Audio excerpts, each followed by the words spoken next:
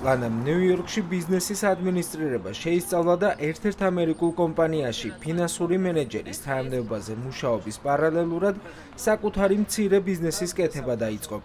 ბაზრის შესწავლის შემდეგ დაადგინა, რომ ნიუ-იორკელთა გარკვეულ ნაწილში მეორად ტანსაცმელზე მოთხოვნა საკმაოდ მაღალია. Research-ი რო ჩავატარე, მივხვდი, რომ თუ სწორად წამართავდა სწორი მარკეტინგის ხაზი იქნება და სწორი უბანი შერჩეული ამ ყველაფრისთვის, მომგებიანი უნდა იყოს.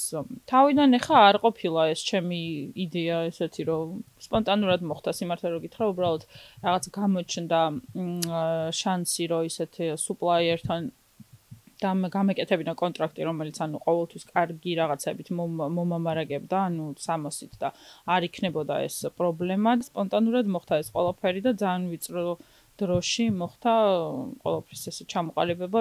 2 თვის განმავლობაში იდეა ბიზნეს გეგმად იქცა და მაღაზია საკუთარი საწყისი კაპიტალით აამუშავა. ამ ეტაპზე მას 3 დასაქმებული ჰყავს. პირადი გამოცდილებით ამბობს, რომ დამწყები ბიზნესისთვის თავდაპირველად ბანკებთან და სხვა ფინანსურ ორგანიზაციებთან თანამშრომლობა რთულია, თუმცა გარკვეულ ეტაპზე მცირე ბიზნესის მფლობელებს სხვადასხვა ხელმისაწვდომ სერვისს და დაბალ პროცენტიან სესხს თავაზობენ. მცირე ბიზნესს ხელს უწყობს კერძო და ადგილობრივი ხელისუფლების ინიციატივებიც.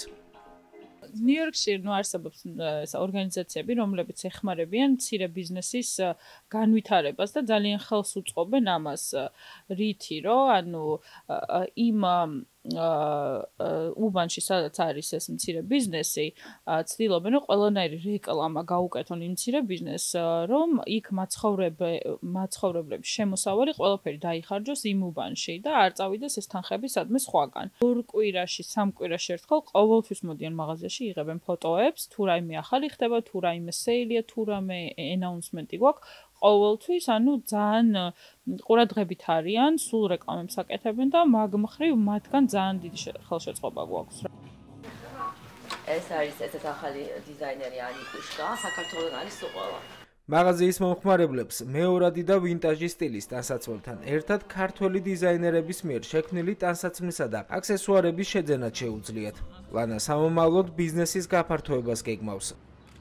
მანამდე ცდილობს მომხმარებელს ონლაინ მომსახურებად შესთავაზოს. ამისთვის პროდუქტს რეკლამირებას მაღაზიის პერსონალი უწევს. ქართლ შარაშენიძე, საბა გუჯაბიძე, ამერიკის ხმა, ნიუ-იორკი.